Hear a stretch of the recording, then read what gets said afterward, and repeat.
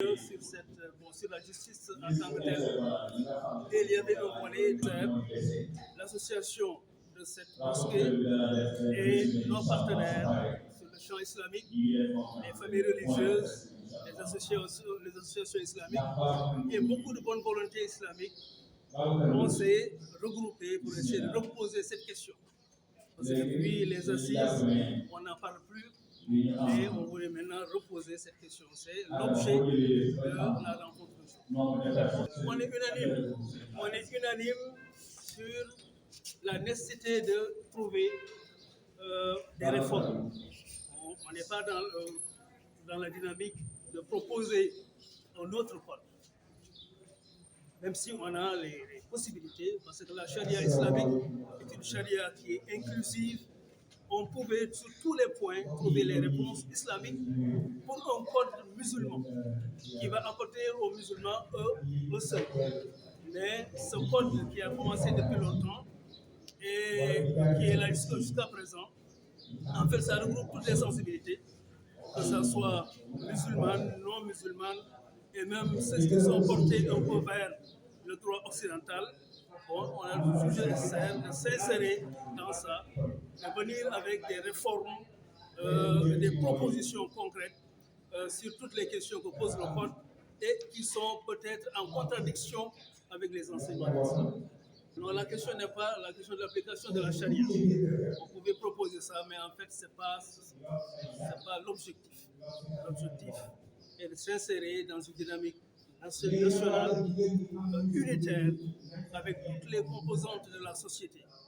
Mais on a le droit, en tant que musulmans aussi, de retourner à une source qui est la source islamique, la charia, pour toute question ou bien toute disposition du code proposer ce que l'islam a enseigné. C'est des fastidieux de retourner sur ça. Bon, mais sur toutes les questions, aujourd'hui la question de la parité par exemple, la question des genres par exemple, ce qu'on propose en matière de paternité, des choses comme ça. Tout ça, l'islam a un point de vue qui est assez différent. Et ce n'est pas le seul problème sur le mariage, sur le divorce, sur les successions et beaucoup d'autres points. On peut dire que sur l'essentiel, dans chaque point, l'islam a son point de vue à part.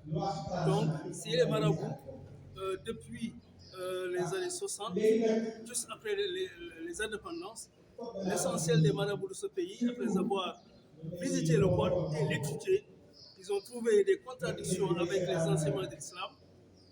Il y a ce qu'ils disent 74, d'autres disent 101 points qui sont en contradiction avec les enseignements de l'islam. Ça, c'est la réalité. Maintenant, le problème est qu'allons-nous faire? Qu'allons-nous faire? C'est la grande question. Jusque-là, c'est des propositions pacifiques, c'est des propositions, c'est de convaincre les autorités politiques pour leur montrer la nécessité de poser la question démocratiquement et d'aller dans le sens de trouver des solutions. On a bon espoir parce qu'on est dans une phase de refondation sur beaucoup d'aspects politiques et d'autres aspects encore. Il n'y a pas de raison que ce nouveau gouvernement ou ce nouveau pouvoir tourne le dos aux aspirations des masses populaires. Pas de raison à cela. Donc, nous pensons que le moment est arrivé que cette question soit posée librement et démocratiquement sur la table. Bon, c'était juste le contraire de ce qu'avait fait leur prédécesseur. Senghor, c'est ce qu'il a fait. Abdoulaye Wade et tous les autres, ils ont joué la carte du blocage systématique, en fait. C'est ce qui a conservé ce code jusque-là, avec tous ces déséquilibres.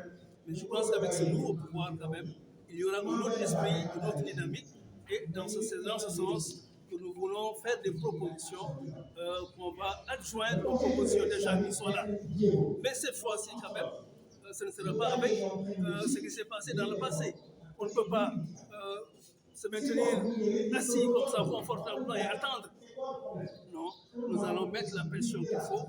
Nous allons essayer d'aller dans le sens de montrer que ça, c'est une nécessité, c'est un impératif démocratique que la question se repose dans les meilleurs délais.